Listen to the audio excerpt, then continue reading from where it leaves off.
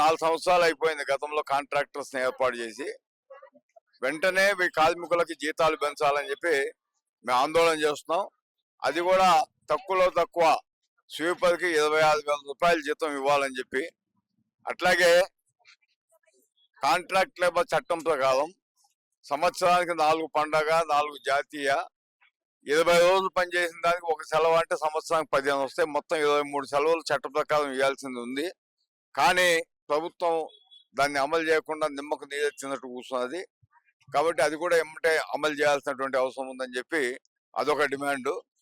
దాంతోపాటు బోనస్ కూడా ఇవ్వాల్సినటువంటి అవసరం ఉంది. కాంట్రాక్ట్ పద్ధతిలో పనిచేసే కార్మికులకి కాంట్రాక్ట్ లేబర్ చట్టం ప్రకారం కనీస బోనస్ 1 నెల జీతం ఇవ్వాలి.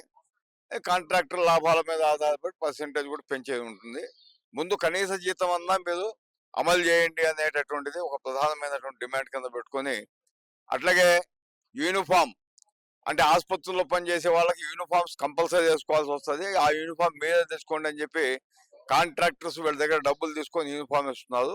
అట్లా కాకుండా ప్రభుత్వమే ఉచితంగా సంవత్సరానికి 2 జతల యూనిఫాము, 1 జత మగవాళ్ళకైతే బూట్లు, ఆడవాళ్ళకైతే చెప్పులు కూడా ఇవ్వాలని చెప్పి ఒక ప్రధానమైన డిమాండ్. ఇప్పుడు వీళ్ళకి ఈఎస్ఐ, ప్రావిడెంట్ ఫండ్ చట్టాలు కూడా వర్తిస్తాయి. మరి ప్రావిడెంట్ ఫండ్ 2 వాటాలు కలిపి కార్మికుడి జీతంలోనే కట్ చేస్తున్నారు. అది చాలా అన్యాయం. కాబట్టి కార్మికుడి వాటా కార్మికుడి జీతంలో కట్ చేయాలి, యాజమాన్యం వాటా యాజమాన్యం సపరేట్ కట్టాలి. అది కూడా పూర్తి జీతం మీద 12% ఇద్దరి వాటా వీళ్ళ ఖాతాల్లో జమ చేయాలి. అది కావట్లేదు. అది చాలా అన్యాయమైనటువంటి పరిస్థితి ఉందని చెప్పి తెలియజేస్తున్నాం. అట్లాగే ఈఎస్ఐ చట్టం కూడా ఉంది. చాలా మంది కాంట్రాక్టర్స్ ఈఎస్ఐ కట్టకపోవటం వల్ల ఎలిజిబిలిటీ పోయి వీళ్ళ కుటుంబ సభ్యులకు కానీ వీళ్ళకి కానీ ట్రీట్మెంట్, ఏదైనా పెద్ద ట్రీట్మెంట్ చేయించుకునే సమయంలో ఈఎస్ఐ వాళ్ళు డబ్బులు ఇవ్వట్లేదు. కాబట్టి ఈఎస్ఐని కూడా సక్రమంగా మెయింటైన్ చేయాల్సినటువంటి అవసరం ఉందని చెప్పి ఈ డిమాండ్స్ ప్రధానంగా పెట్టుకొని చేస్తున్నాం. ఇప్పుడు కనీస వేతన చట్టాల ప్రకారం కూడా కనీసం ఇప్పుడు జీతం చెల్లించట్లేదు. ఇప్పుడు కనీస వేతన చట్టం ప్రకారం 15,600 రూపాయల జీతం చెల్లించాల్సినటువంటి అవసరం ఉంది.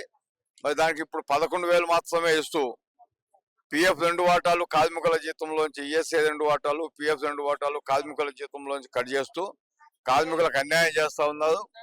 అట్లాగే ఒక్క రోజు ఆబ్సెంట్ అయితే 2 రోజులు 3 రోజులు జీతాలు కట్ చేసేటటువంటి పద్ధతి ఉన్నది. ఎంత పోరాటం చేసినా కానీ దీన్ని పట్టించుకునేటటువంటి నాదులు లేరు. కాబట్టి ఇవాళ మేము రోడ్డు మీదకి వచ్చి పోరాటం చేయాల్సినటువంటి అవసరం ఏర్పడింది.